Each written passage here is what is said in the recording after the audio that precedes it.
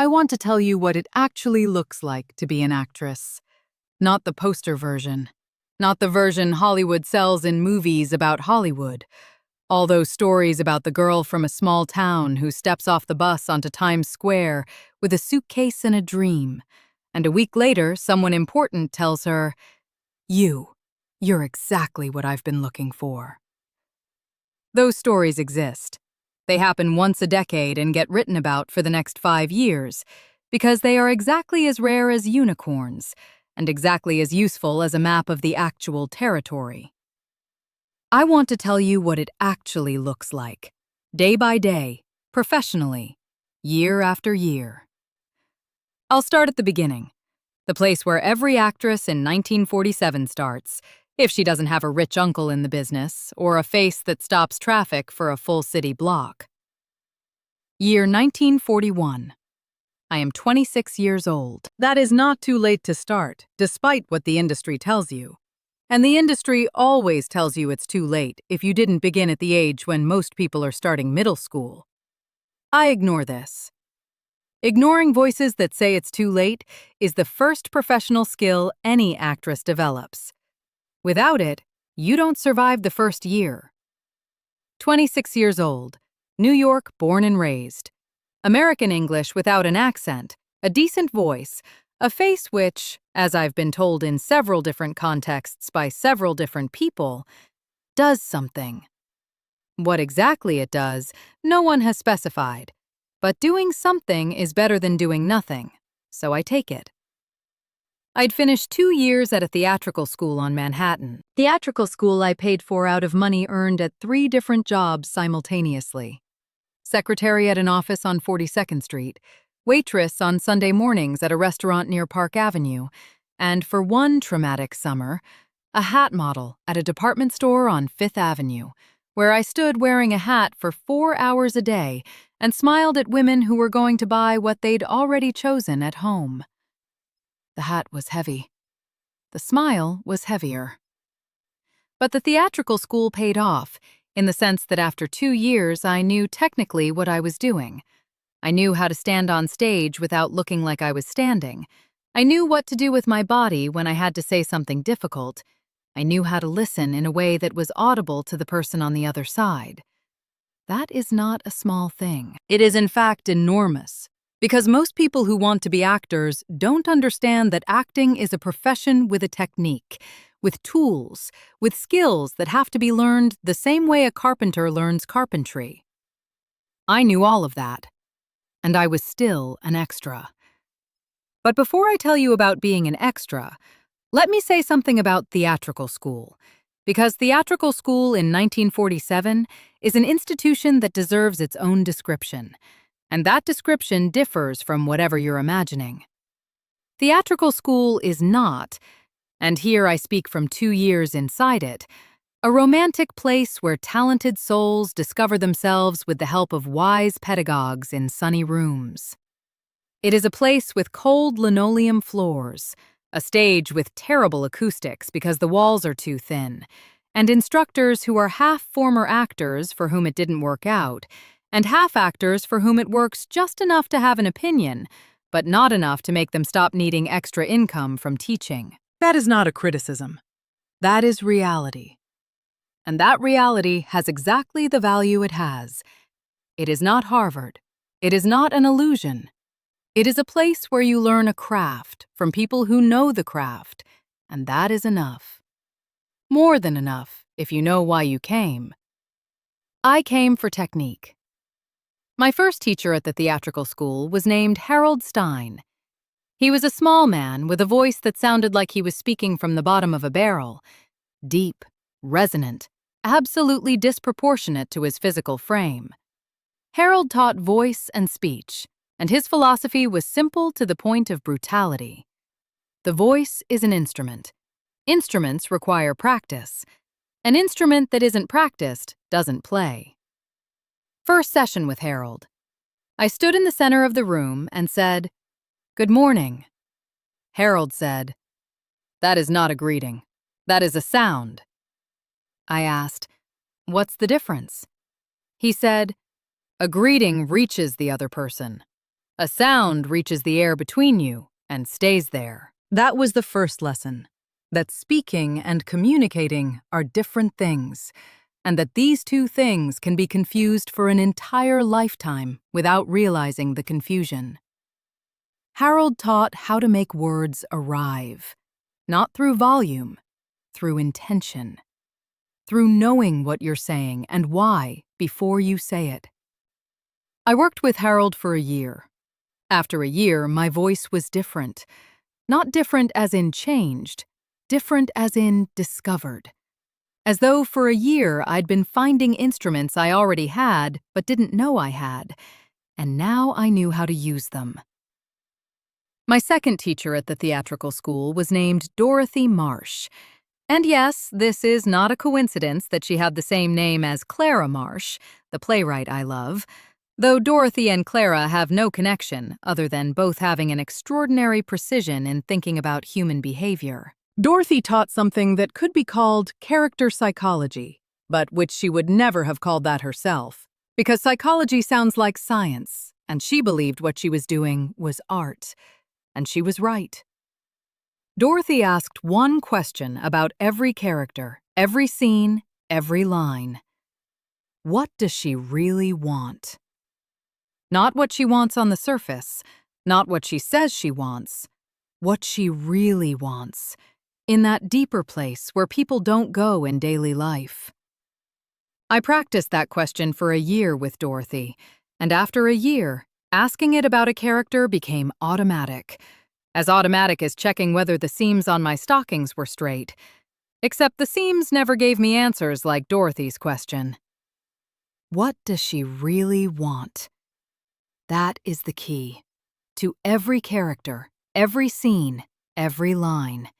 And if you think about it, to every person you ever meet. Let me tell you what an extra is in 1941 New York. Because it is the entry point for 90% of actresses of my generation, and it deserves a detailed description. An extra, because you are literally extra, something added, background, atmosphere, is a person who appears on a film or theater set to fill space. You sit in a restaurant while the main characters discuss their lives.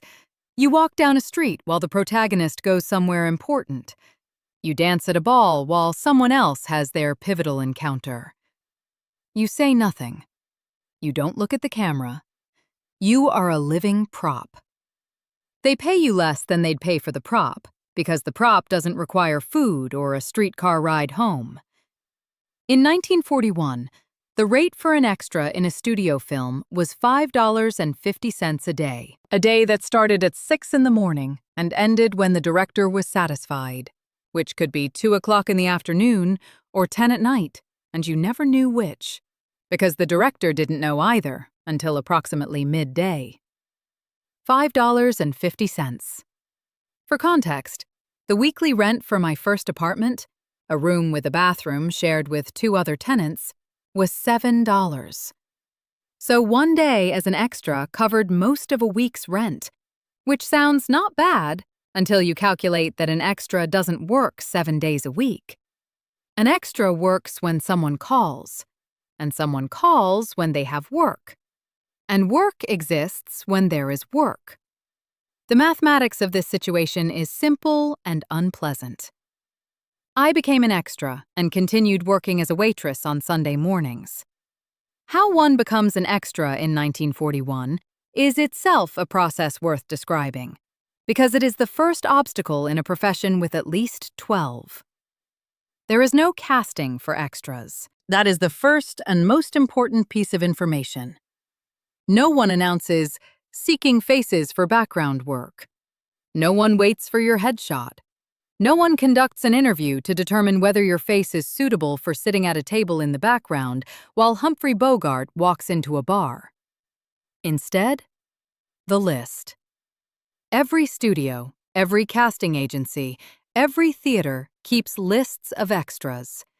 You get on these lists through someone already on the list who recommends you, or by showing up physically at the right place, at the right time, with the right face and the right height and the right type of look for a specific project. I found out about the list from a woman named Doris, whom I'd met at theatrical school, and who was 2 years ahead of me in this entire process, which meant she knew 2 years more than I did, which in the entertainment industry is equivalent to having a doctorate in survival. Doris told me, "Go to the office on 48th Street on Tuesday morning. Be there at 8. Not 8:15. 8. Say you're from Doris Kellerman. Don't say you want to be an actress. Say you want to work." I asked, "What's the difference?" She said, "Everything." I went Tuesday at 8. I said I wanted to work. I got on the list. The first day as an extra. Autumn 1941. A film whose title I won't give because the producer was a man I have nothing good to say about and don't wish to say anything bad about either. Let's say a certain producer's film. Shot in a studio on Long Island, which meant 2 hours on the streetcar and 1 ferry, arriving at 6:45 in the morning with coffee in a thermos and a sandwich in my bag, because at that hour nothing else was available. The studio was... Let me describe a film studio from the outside in 1941, because it is one of those images that stays with you. Large gray buildings without windows, several of them arranged in a row with numbers on the doors but no other markings, so no one outside would know what's happening inside. In front of them, parking, because here everyone who has cars has them, and the ones with cars are directors, producers, and lead actors. Everyone else arrives by streetcar. In front of the entrance, a man with a list. Always a man with a list. You're on the list or you're not. If you're not on the list, you don't enter. If you are on the list, you get a badge with a number that you wear all day and that identifies you as an element of the production, just as it would identify a crate of props.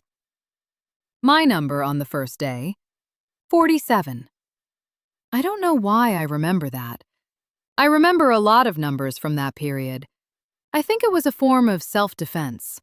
When you don't have a role, when you don't have a name in that particular context, you have a number. And a number is something specific to hold on to. Inside the studio, you enter and you're in. A hall, an enormous hall, with a ceiling so high you can't see where the air ends and the roof begins. Everywhere, cables. Huge cables, thick as my arm, running along the floor and climbing the walls and ending at lamps. Lamps of which there are so many, and which are so large and so hot that the temperature inside the hall is at least 10 degrees warmer than outside, regardless of season. This is the magic of a studio, and simultaneously its most disorienting experience. In one hall, you can have 3, 4, 5 completely different places. Here, a fragment of some wealthy person's living room. 3 meters away, a street from a European city. Around the corner, a bar from the Wild West. All simultaneously. All in different stages of completion. All from one side looking exactly like what they're meant to represent, and from the other side, the side visible to anyone not in the shot, being decoration. Flat boards painted brick color. Walls that end halfway up. Windows without glass opening onto another lamp. When you stand inside the set, you see both sides simultaneously, the fiction and the reality of that fiction. And this is one of those experiences that either fascinates you or sends you into an existential crisis. And in my case, it was the former. And I think that's precisely what determines whether you belong in this profession. If the set fascinates you, you stay. If the set frightens you, become a waitress. Both answers are equally reasonable. I write this without irony. First rule of being an extra: don't ask about anything. You don't ask what they're shooting. You don't ask where you should stand. You don't ask when there's a break. You don't ask what you should do. You stand where they tell you to stand. You do what they tell you to do. When someone shouts, "Cut!" you stop. When someone says action, you start again, exactly the same as the previous time, because film requires you to do the same thing 100 times and have it look each time like you're doing it for the first. This is work.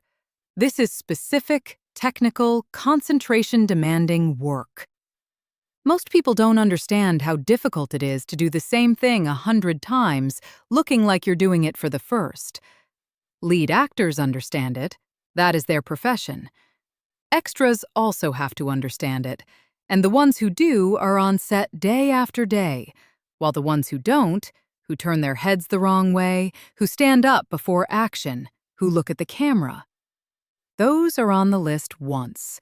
You stand, sit, walk, eat prop food, and I write prop food because food on a film set in 1941 is food in the same way that a set is a real street. It looks like food. It has the texture of food. It doesn't taste like food because it was prepared several hours before it was placed on plates and has been sitting since then in the temperature of studio lamps, which are very good for image quality and very bad for the quality of hard-boiled eggs. I ate those eggs. I ate them with the expression of a woman savoring a fine meal, 17 times in the course of one day, because that's how long it took to shoot the restaurant scene. That is acting. No one tells you this in theatrical school. A concrete day on set as an extra, because the concrete is important here. Day 2 on the same production, a week after the first day. They're shooting a scene in an elegant drawing room. My number that day? 12. I'd arrived earlier, I'd learned. In the scene, I'm a woman at a party, sitting by the window, drinking from a glass, looking at the garden. Easy, right? They shoot that scene for 6 hours. First take, lighting setup. We stand in our positions for 40 minutes while the lighting crew adjusts the lamps exactly as the director wants. 40 minutes in the same position, sitting by the window, holding a glass of grape juice posing as champagne, looking at the artificial garden, which is a painted canvas outside the window. The grape juice is sweet, very sweet. I'll discover before lunch that I've consumed the equivalent of 5 glasses of grape juice over those 6 hours, because each take requires a fresh glass with fresh juice, so it looks the same as in the previous take. And a fresh glass looks the same only when full, and a full glass you're drinking must look like champagne and not like you're performing a task. So I drink. With grace. Slowly. With the expression of a woman at a party who is enjoying her evening. 18 takes. 18 times from the beginning. In 5 of them, something is wrong with my side of the frame. The shadow falls wrong, my glass is too low, my arm is blocking something behind me. I hear the camera assistant telling the director, and the director looks at the monitor and says, again, in the tone of a man focused exclusively on what he sees in the image, with no emotional relationship to the fact that the person in that image has been sitting by a window for 4 hours. I sit. 18th time. I lift the glass. I look at the painted garden. I think about the evening casting I'm going to after the set. Harriet said there's something small but interesting, a supporting role in a production that could grow. I think about this, and simultaneously, I'm a woman at a party enjoying her evening. And these two things coexist without conflict, because that is precisely the skill. Being here and thinking there, and neither of the two disrupting the other. Cut. Good. Moving on. I stand. My legs are numb after 4 hours by the window. I go to the restroom, drink a glass of plain water, eat the sandwich I brought from home because catering on set is good when it's warm and tragic when it's cold. And at this hour of the day, it's cold. I sit at the table with the other extras. Next to me is a woman named Marge, who has been doing this for 10 years, and therefore has the calm of a person who knows that nothing happening today is either new or particularly important. Marge asks whether I've seen the film that came out last week. We talk about the film for 20 minutes. Then the assistant calls us back to set. That is the work. The hierarchy on a film set in 1947 is as clear and precise as military hierarchy, except ranks are replaced by levels of dress, and degrees are replaced by how much space you occupy and how loudly you speak. At the very top, the director. The director is the god of this particular world for the duration of production. He says what, when, and how. His word is law. His mood is weather. When he's satisfied, the set runs smoothly. There's a specific energy of focus and efficiency. Everyone knows what they're doing. When he's not satisfied, and this is a state that arrives suddenly and without apparent reason, the entire set stops. Everyone waits. Assistants walk on tiptoes. Props are checked for the third time. And the camera operator does something with a lens for a very long time. The director never speaks to extras. This is not a written rule. It is simply a fact of how the world functions. The way the Earth doesn't ask whether it's doing right to orbit the sun. The director and the extra exist in the same physical space and in completely different professional realities. Below the director, the producer, who is on set not always, but often enough that you know who he is and avoid his gaze when he looks in your direction. Because a producer's gaze toward an extra rarely promises anything good. Below the producer, the first assistant director. The first AD is de facto the manager of the set. He maintains the schedule. He coordinates everyone. He decides when there's a break and how long. He knows every lead actor's surname, every technician's first name, and in no way knows of the existence of extras beyond the number on their badge. Below him, second assistant, production manager, camera operator, sound crew, hair and makeup, costume. At the very bottom, below the line the rest of the crew may not perceive with the naked eye, the extras. Among ourselves, extras form our own micro-hierarchy, based on number of working days. Someone with 100 days on their record looks at someone with 10 days the way a veteran looks at a recruit, with a mixture of sympathy and superiority, which are in the end the same feeling. I was a recruit. I learned fast. What you learn as an extra that is genuinely useful. First, observation. When you have no lines, when you're not the center of attention, when you are literally background, you have time to watch. And I watch. I watch the lead actors, how they work between takes, how they enter a scene, how they exit it, what they do with their bodies when the camera isn't rolling, and what they do when it is, and what the difference is, and whether that difference is conscious. I learn, by watching, that most supporting and background actors perform more when the camera rolls. They become slightly more expressive, more present, more whatever their role requires. I also learn, by watching, that the best actors, those I didn't need anyone to point out, whom I recognized immediately upon their arrival on set, those actors are exactly the same when the camera rolls and when it doesn't.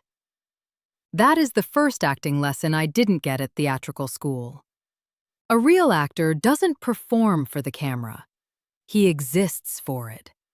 The difference is absolute.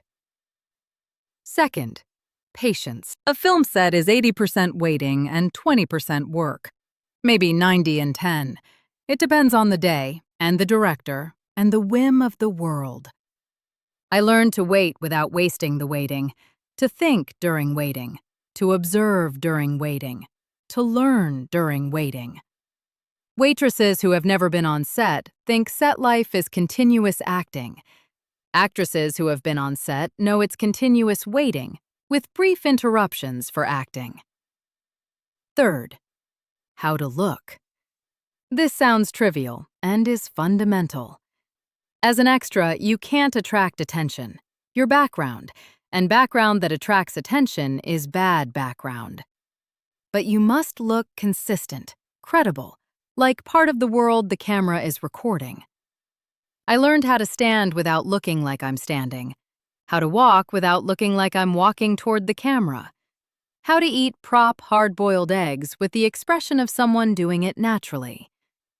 These skills seem small. 8 years later, when I have my first major role, these skills are the foundation everything else stands on.